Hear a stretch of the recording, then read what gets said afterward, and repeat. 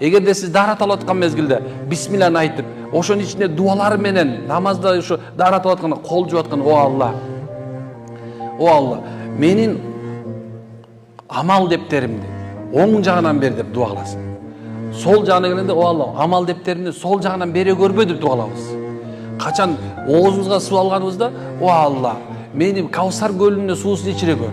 Качан мурдубузга суу алганда, арихни, Алла, мени некен бейиштин жыты менен жыттандыр. Бетибиз жууганда, о Алла, көзүбүз менен кылган күнөөбүздү кечир.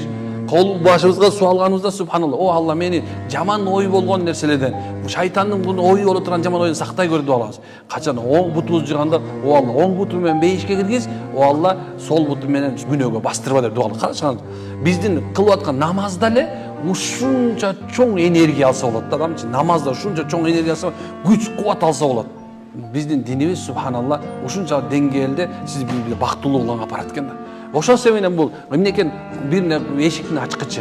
Мындай айтканда даарат намаздын ачкычы болуп көрдүңүзбү? Эми караңыздар, эгерде даараттын ушунчалык деңгээлде таза, туура болгон болсо, эми сен колуңа ключ алып атпайсыңбы? Сен кол чоң кулпун ача турган бактылуулуктун субхана ключун колуңа алдың.